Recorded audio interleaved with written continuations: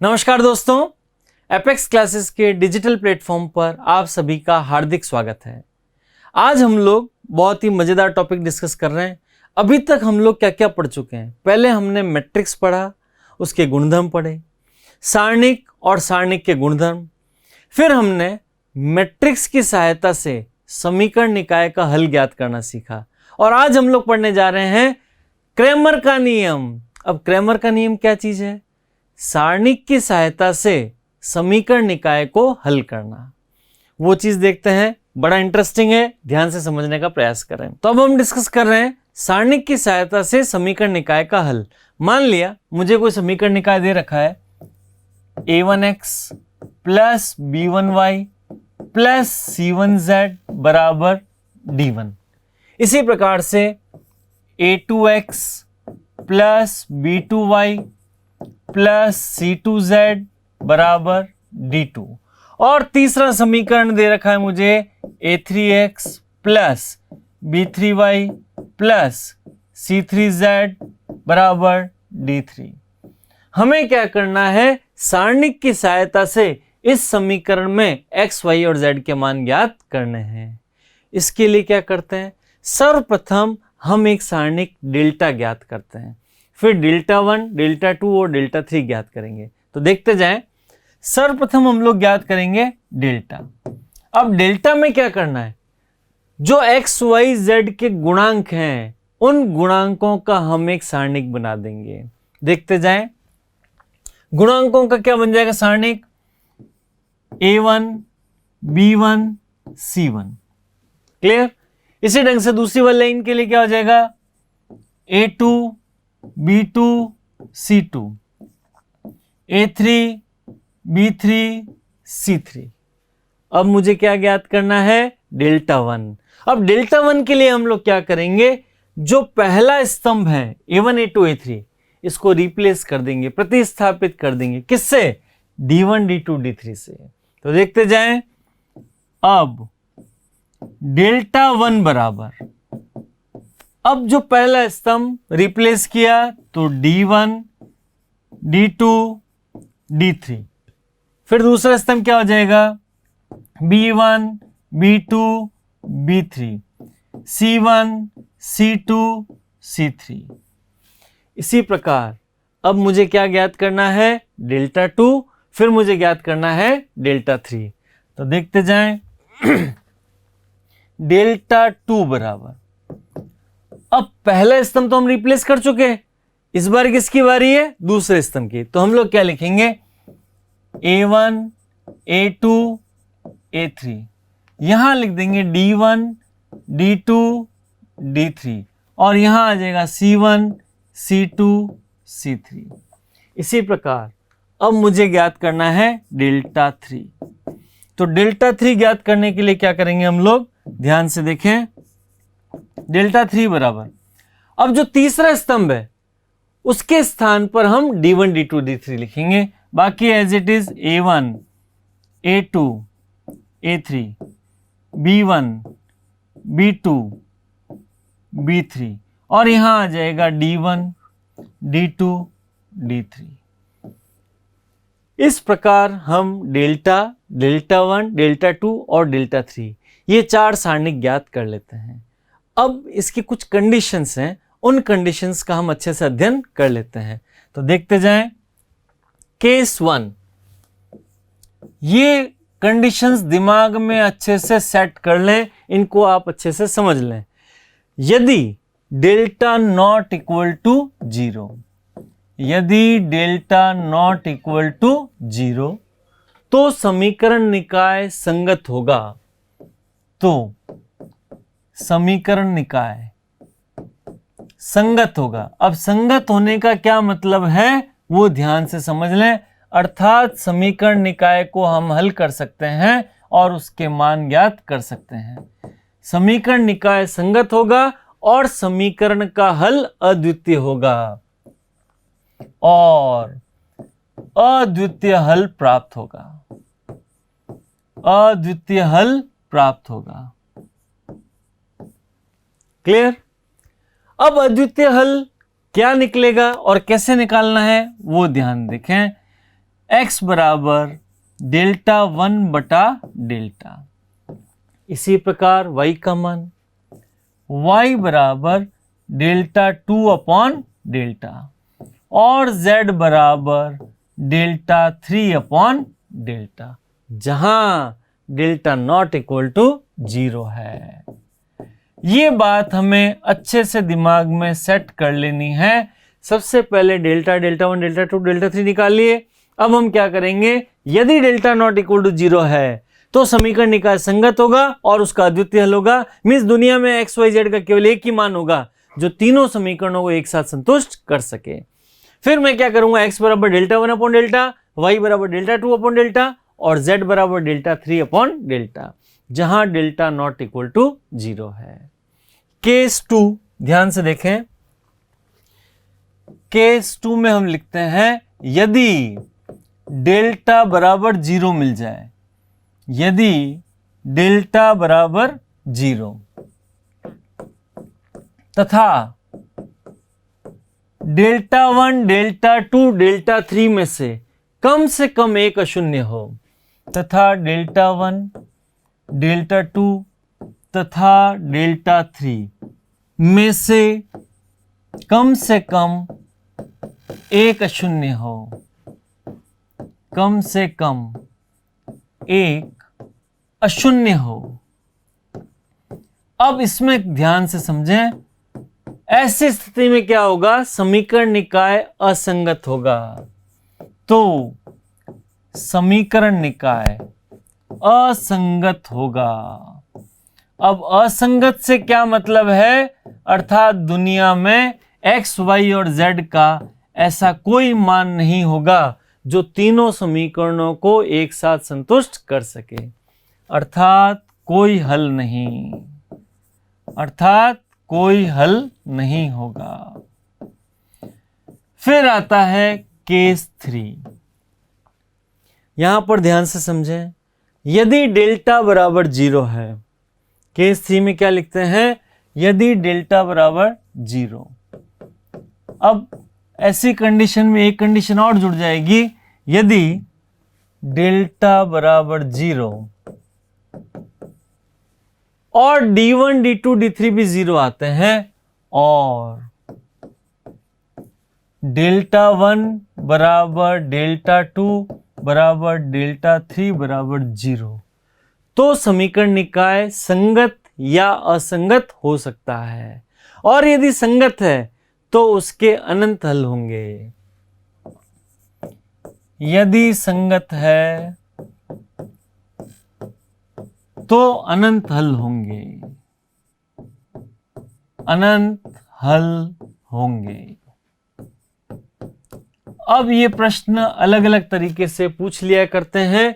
और केस 4 वापस देखें ध्यान से, केस 4 में भी क्या खास बात है, यदि डेल्टा नॉट इक्वल टू 0 और डेल्टा 1 बराबर डेल्टा 2 बराबर डेल्टा 3 बराबर 0, तो x बराबर 0 बटा डेल्टा, y बराबर 0 बटा डेल्टा और z बराबर 0 बटा डेल्टा। मीन्स x का मान भी 0, y का मान भी 0 और z का मान भी 0 प्राप्त होता है।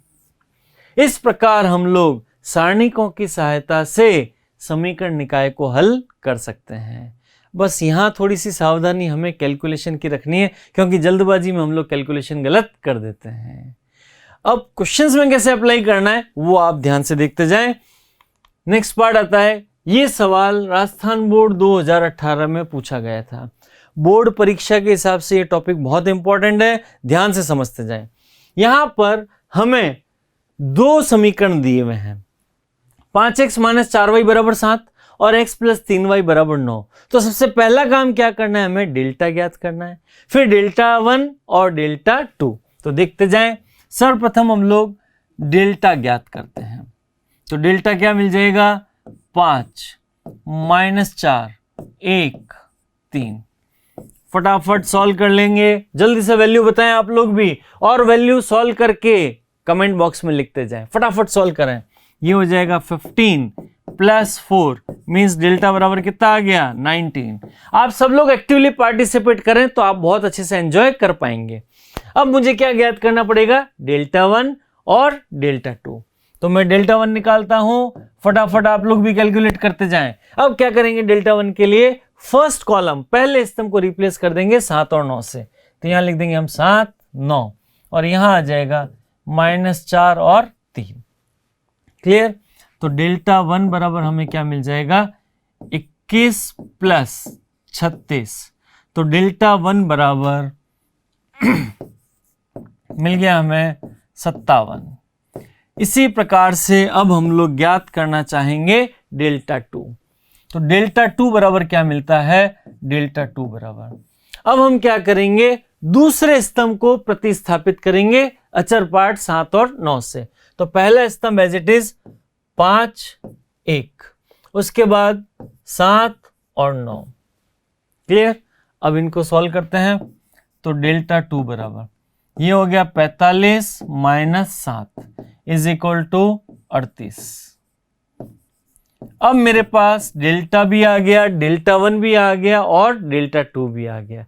अब तो बड़ा आसान काम है। यहां पर हम एक चीज लिखेंगे, डेल्टा नॉट इक्वल टू 0।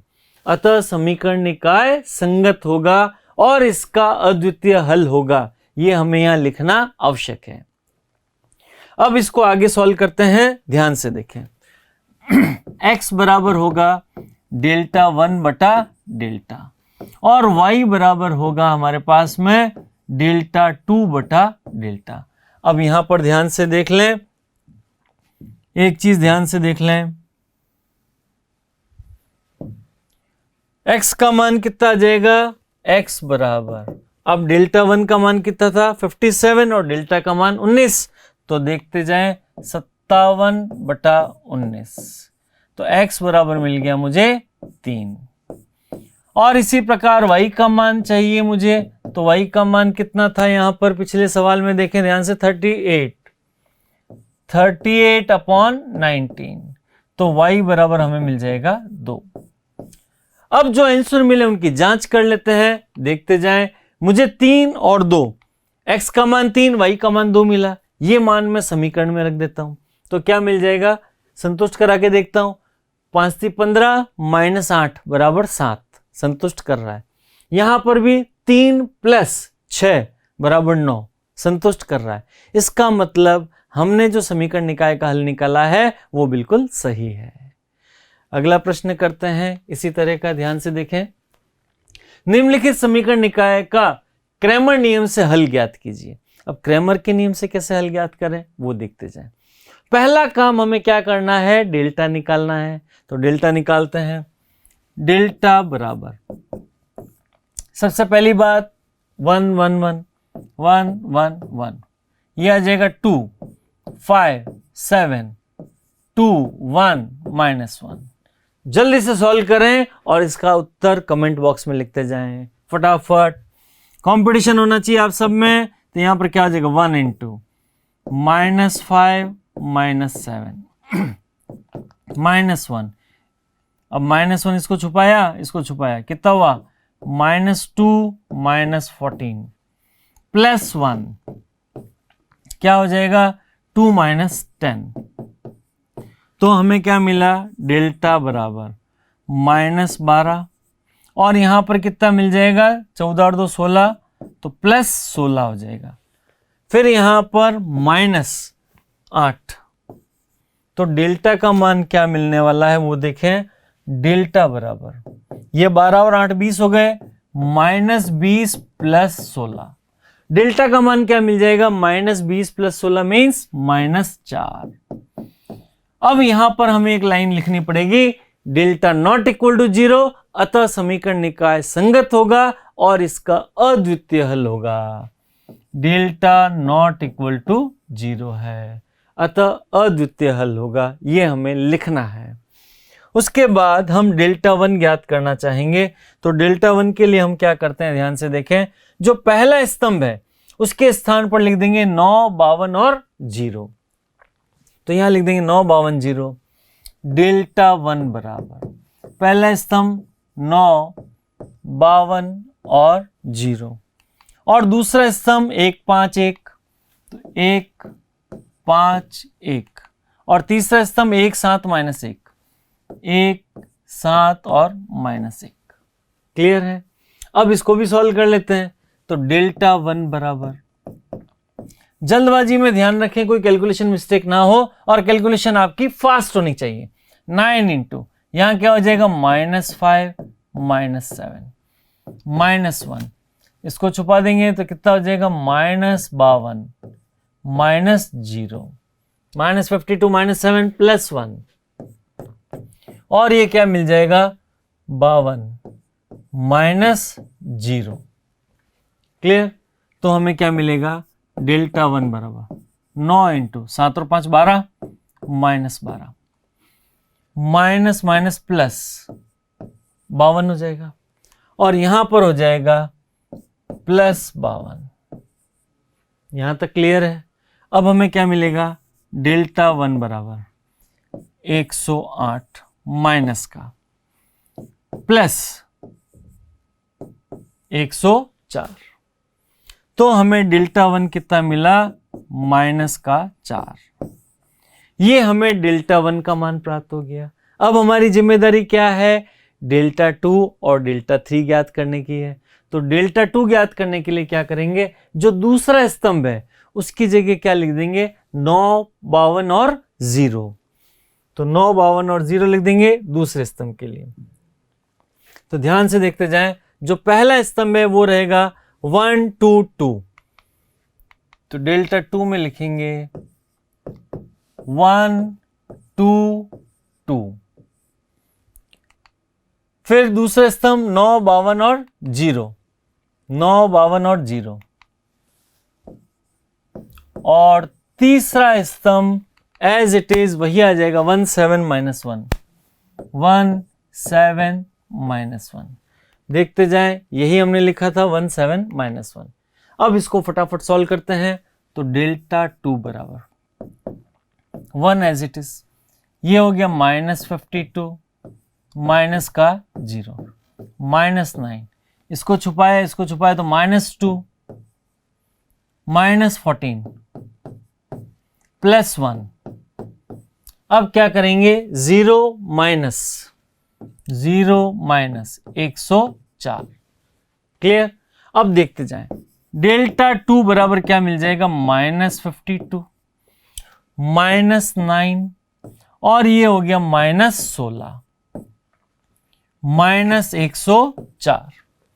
अब यहां मिलेगा हमें डेल्टा 2 बराबर -52 प्लस 144 -104। अब ये कैलकुलेशन करें फटाफट। अब यहां पर हमें क्या मिलेगा डेल्टा 2 बराबर ये एज इट इज 144 माइनस और यहां पर 152 प्लस 104 तो -156। तो डेल्टा 2 बराबर क्या मिल गया हमें 6 में से 4 2 और ये 12 मिल जाएगा, ये माइनस का 12 मिल जाएगा। क्लियर? अब अगला पार्ट डेल्टा 3 ज्ञात करना है। तो डेल्टा 3 ज्ञात करते हैं और तीसरा स्तंभ में क्या लिख देंगे 9, 52 और 0। पहला स्तंभ तो रहेगा 1, 2, 2। तो देखते जाएं, पहला स्तंभ रहेगा 1, 2, 2 1, 2, 2। दूसरा स्तंभ क्या रहेगा 1, 5, 1 और तीसरे स्तंभ में क्या लिख देंगे 9, 52, 0 9, 52, 0। अब सॉल्व करते हैं इस सारणी को, ध्यान से देखें। डेल्टा 3 बराबर 1 into 0 minus 52 -1 0 minus 104 plus 9 into कितना हो जाएगा 2 माइनस 10। ये कैलकुलेशन स्पीड आपकी बहुत फास्ट होनी चाहिए। तो डेल्टा 3 बराबर -52 प्लस 104 और यहां पर कितना हो जाएगा 2 माइनस 10 माइनस 8, तो 9 8 72, ये हो गया 72। तो डेल्टा 3 बराबर 104 माइनस 4 7 5 12 124। क्लियर।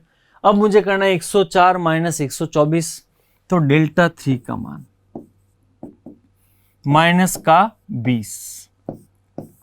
अब मेरे पास डेल्टा 1 आ गया, डेल्टा 2 आ गया, डेल्टा 3 आ गया। अब तो बड़ा आसान काम है। x बराबर डेल्टा 1 अपॉन डेल्टा, y बराबर delta 2 upon delta and z बराबर डेल्टा 3 अपॉन डेल्टा। तो 1 बाय 1 हम सभी को कैलकुलेट करते हैं। तो सबसे पहला हम क्या करते हैं, समीकरण निकाय का हल। समीकरण निकाय का हल।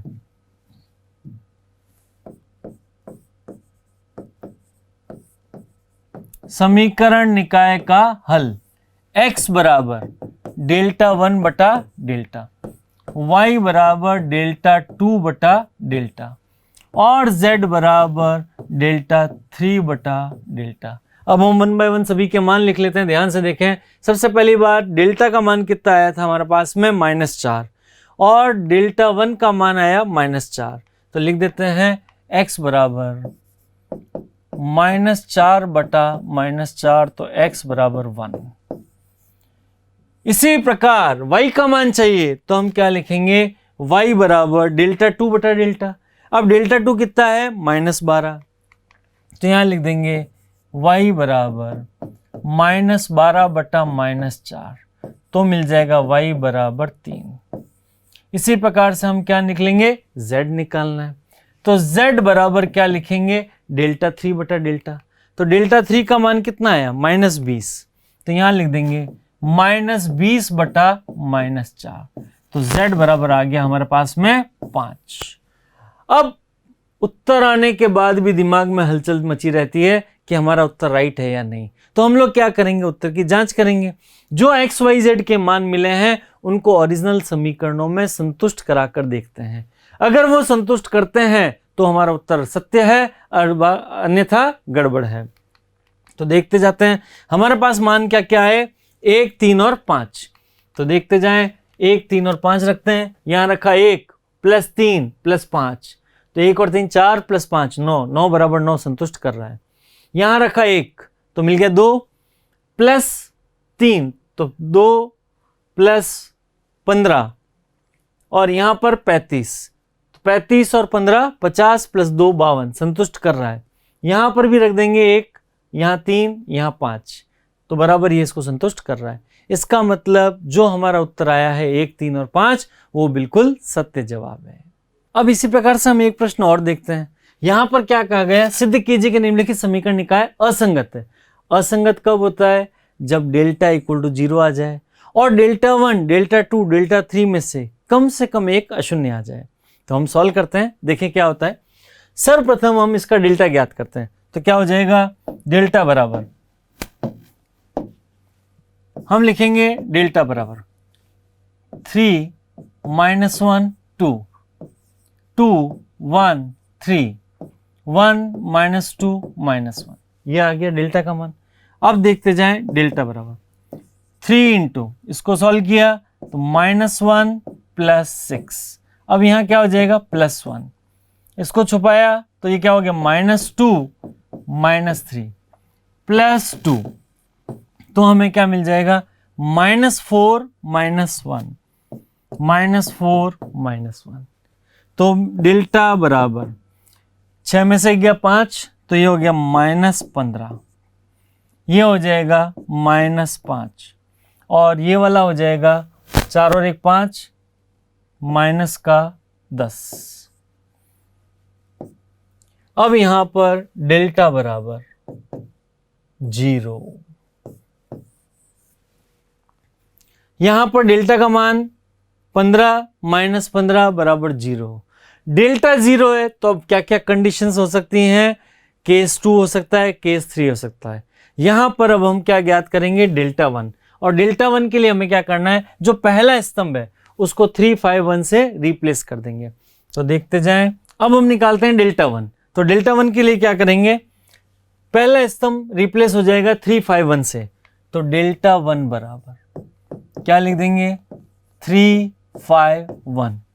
फिर दूसरा स्तंभ -1 1 और -2, -1 1 और -2। तीसरा स्तंभ 2 3 -1 2 3 -1। अब इसको अटेन कर लेते हैं, तो डेल्टा 1 बराबर 3 इंटू, इसके संगत पंक्ति स्तंभ को छुपाएंगे तो -1 +6 +1, इसके संगत पंक्ति स्तंभ को छुपाएंगे तो -5 -3 +2। अब पंक्ति स्तंभ को छुपाएंगे तो क्या मिल जाएगा, -10 -1। फिर इसको अटेन करते हैं तो क्या मिलेगा, 3 इंटू 5, यहां पर हो जाएगा -8 और यहां हो जाएगा 10 और 1 11, तो -22। तो हमें क्या मिल जाएगा, 15 -30। तो डेल्टा 1 का मान मिल गया हमें -15। एक तरह से तो यहीं पे निष्कर्ष निकल गया, डेल्टा 0 है और डेल्टा 1 नॉट इक्वल टू 0 है, इसका मतलब समीकरण निकाय असंगत है। फिर भी हम डेल्टा 2 और डेल्टा 3 भी ज्ञात कर लेते हैं। अब डेल्टा 1 नॉट इक्वल टू 0 है, यहां लिख देते हैं डेल्टा 1 नॉट इक्वल टू 0। इसी ढंग से हम लोग डेल्टा 2 ज्ञात करते हैं। तो डेल्टा 2 कैसे ज्ञात करेंगे, जो पहला स्तंभ है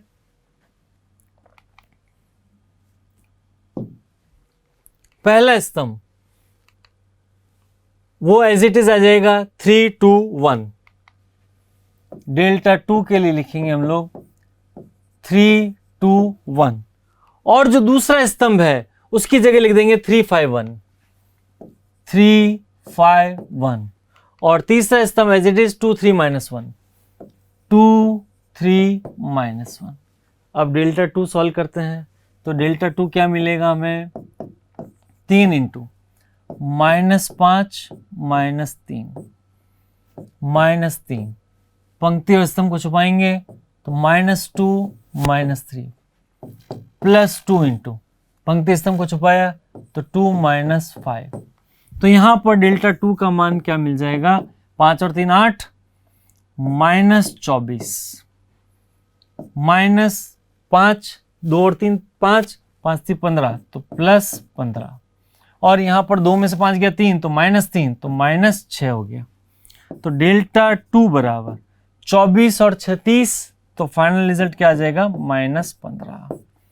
इसी ढंग से आप लोग डेल्टा 3 भी ज्ञात कर सकते हैं, और यहां पर भी हमें पता चल गया डेल्टा 2 नॉट इक्वल टू 0 है।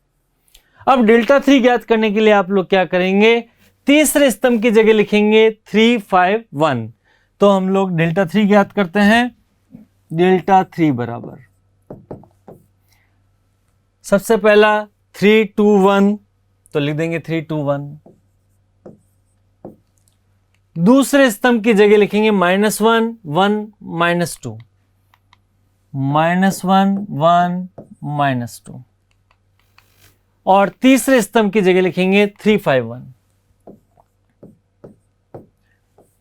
अब फटाफट आप सॉल्व करें और इसका रिजल्ट कमेंट बॉक्स में देते जाएं। ध्यान से देखें, डेल्टा 3 बराबर 3 इंटू इसके संगत पंक्ति स्तंभ को छुपाया तो 1 +10 +1 2 -5 +3 -4 -1। अब देखते जाएं क्या मिलने वाला है, 10 और 1 11 इंटू 3 33, 2 -5 -3, 4 और 1 5, तो यहां पर क्या मिल जाएगा, -15। ये हो गया -15। 33 में से 3 गए, 30 -15 बराबर 15 मिल गया। हमें डेल्टा 1 मिल गया, डेल्टा 2 मिल गया, डेल्टा 3 मिल गया। डेल्टा इक्वल टू 0 है और delta 1 not equal to 0, delta 2 not equal to 0 और डेल्टा 3 नॉट इक्वल टू 0। अतः सिद्ध होता है दिया गया समीकरण निकाय असंगत है, अर्थात इस दुनिया में x, y और z का ऐसा कोई मान नहीं है जो तीनों समीकरणों को एक साथ संतुष्ट कर सके। तो यहां लिख देंगे delta not equal to 0 and delta 1, यहां पे डेल्टा इक्वल टू 0 है, डेल्टा इक्वल टू 0 तथा delta 1 not equal to 0, delta 2 not equal to 0 और डेल्टा 3 नॉट इक्वल टू 0, अतः समीकरण निकाय असंगत है। इस प्रकार से हम लोग क्रैमर का नियम अच्छे से समझ गए हैं। अब आप लोग इस तरह के प्रश्नों का अभ्यास करें। मेरे ख्याल से बात आपको अच्छे समझ में आ गई होगी। Thank you very much.